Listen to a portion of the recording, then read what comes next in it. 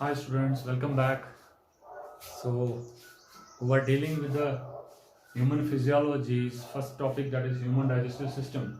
So far we have discussed the alimentary canal, the part of alimentary canal, especially the mouth, vestibule, buccal cavity, and the next part associated with the alimentary canal is pharynx, which is also known as the throat.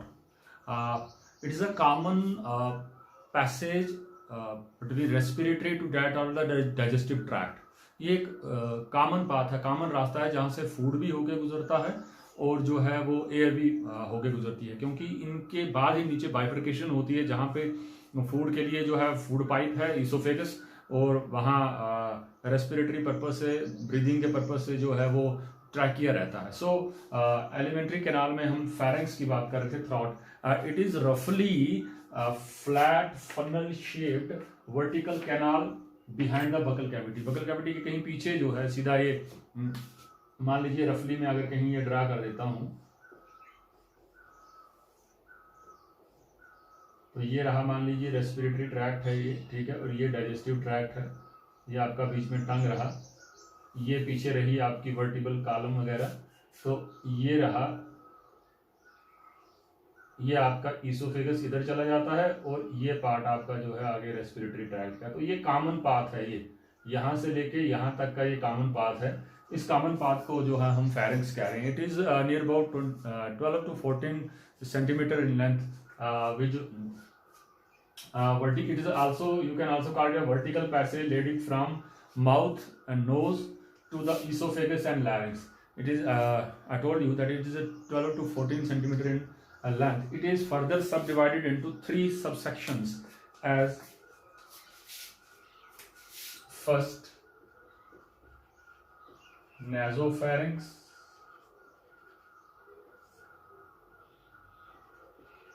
second oropharynx, and third section is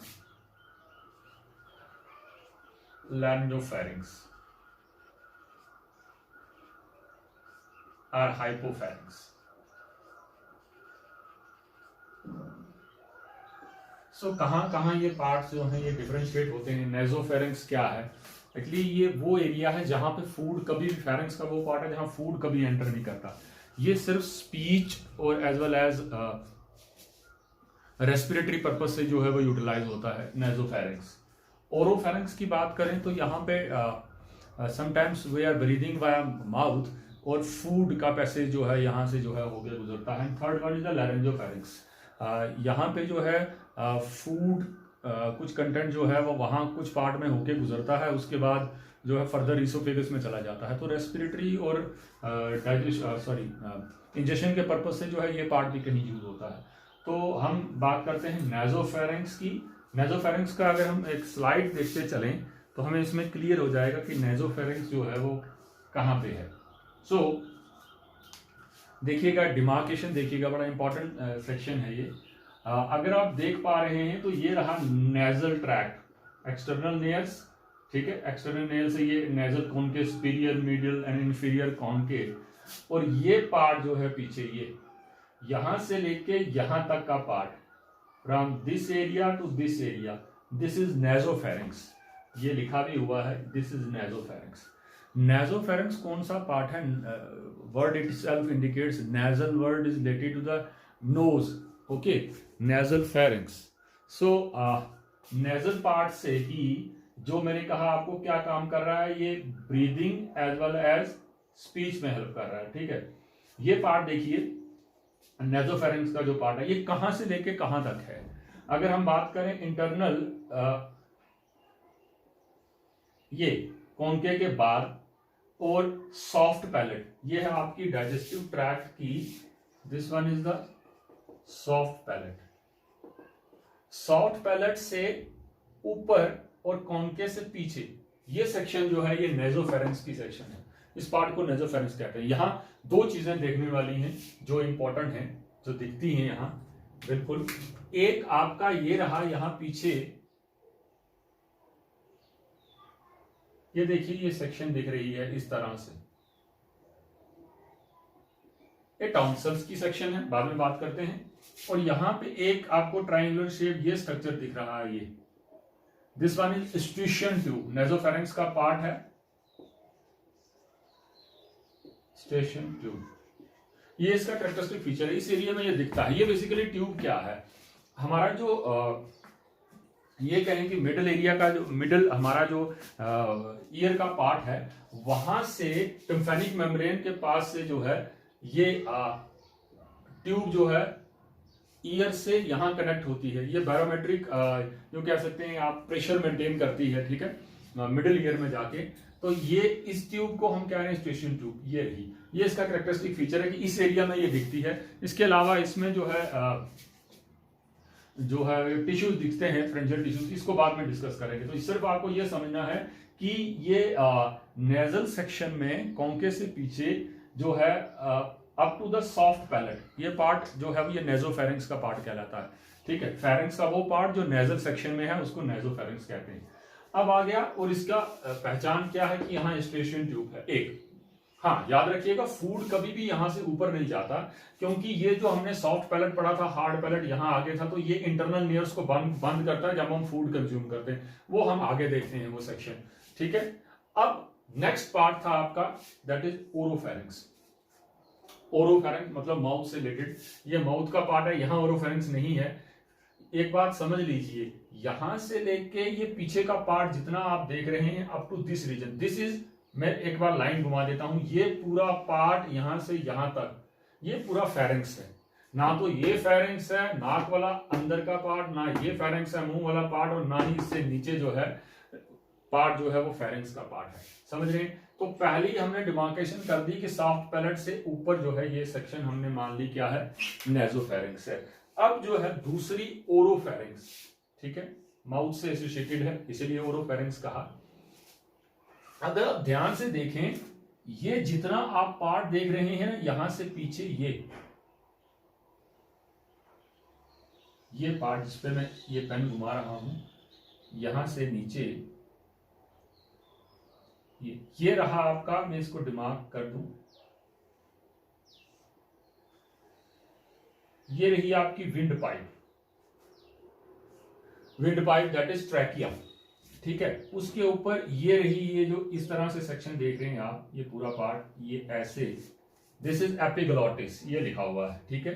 ये क्या करती है, जब खाना नीचे आता है तो ये इस रेस्पिरेटरी ट्रैक्ट को यहां से घूम के इसको बंद करती है, किसको, ट्रैकिया को, ताकि फूड जो है वो अंदर रेस्पिरेटरी ट्रैक्ट में, ट्रैकिया में, विंड पाइप में ना घुस सके।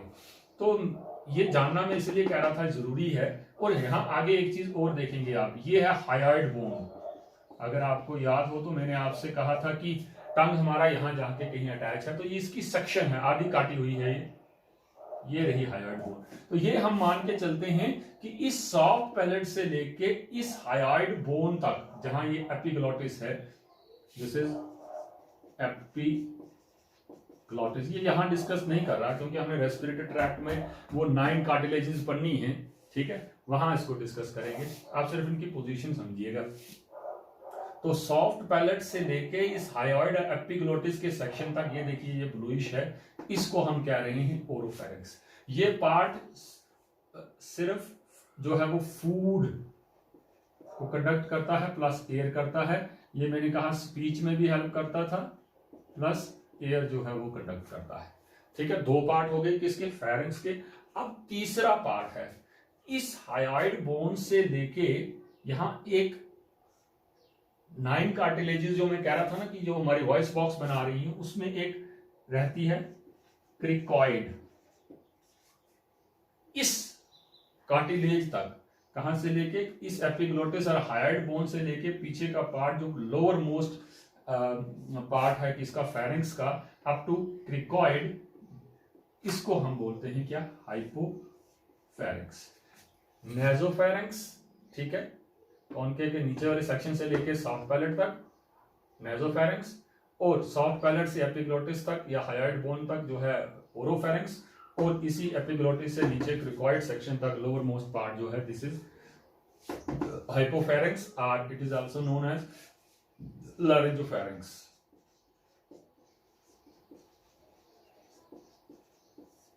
ये 3 एरियाज हैं जो हम फेरेंक्स की बात करें तो फेरेंक्स क्या कर रहा था, फेरेंक्स जो है वो कंडक्ट कर रहा था क्या, food as well as air, दोनों चीजों को लेके जाने का काम जो है वो इसका रहता है। ठीक है जी। इसके बाद आपका रहता है, यहां तक आई थिंक आपको समझ आया होगा। इसकी एक और डायग्राम देख लेते हैं। ये देखिए कलर डिफरेंशिएशन है, मैंने इसलिए आपको ये बताया। ये देखिए कलर्स से जो है पूरा फेरेंक्स जो है वो डिस्कस करा हुआ है। फेरेंक्स में आगे चलते हैं।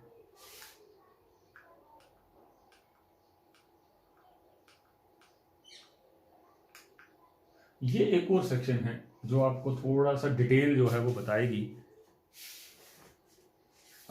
ये देखिए आप, इससे एसोसिएटेड स्ट्रक्चर भी मैं आपको थोड़े से बता देता हूं यहां।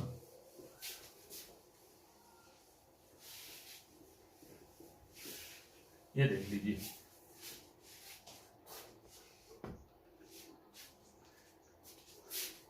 हाँ ये कुछ इंपॉर्टेंट चीजें जो हमारे काम की हैं हम उनको थोड़ा सा वो ब्रीफ कर देते हैं, बाकी छोड़ देते हैं।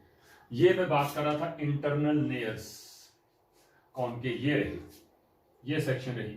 ठीक है। उसके बाद में ये कह रहा था नेजोफेरेंक्स का पार्ट, ये रहा। ठीक है। उसके बाद में कह रहा था ऑडिटरी ट्यूब, ऑस्टेशन ट्यूब, ये रही। और ये देखें रफली ये इस तरह का स्ट्रक्चर दिख रहा है।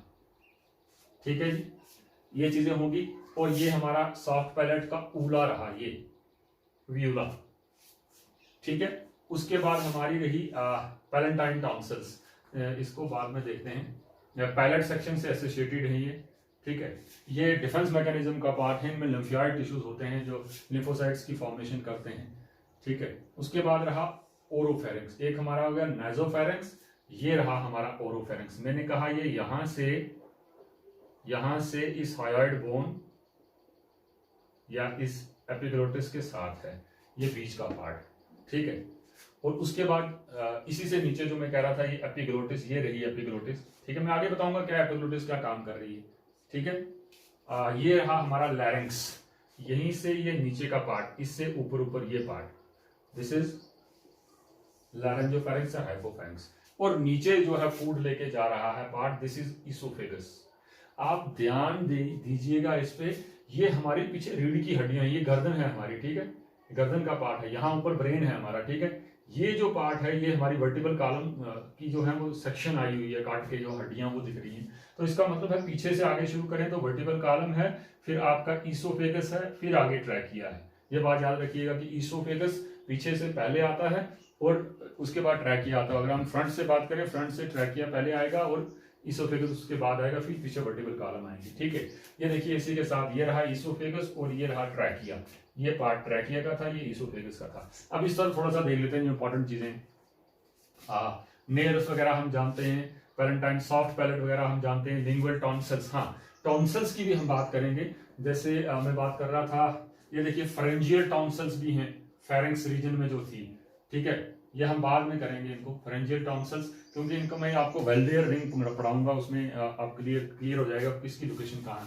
वैसे आप देख लीजिए, ये फेरेंजियल टॉन्सिल्स रही। ठीक है। ये फेरेंजियल टॉन्सिल रही जो कहाँ ऊपर वाले पार्ट में है, नेजोफेरेंक्स में। इसी तरह ये पीछे रही पैलेंटाइन टॉन्सिल्स आपकी, ये जो पैलेट से पीछे है। और इसी तरह जीभ, ये आपकी टंग है पूरी, ये पूरा पार्ट टंग का है। ठीक है। ये टंग के पीछे जो हम उस दिन बात कर रहे थे टॉन्सिल्स, ये उन टॉन्सिल्स को लिंगुअल टॉन्सिल्स कह रहे हैं हम। ठीक है। Lingual word associated with the tongue. ठीक है। उसके बाद नीचे ये थी हायोइड बोन, ये दिख रही है,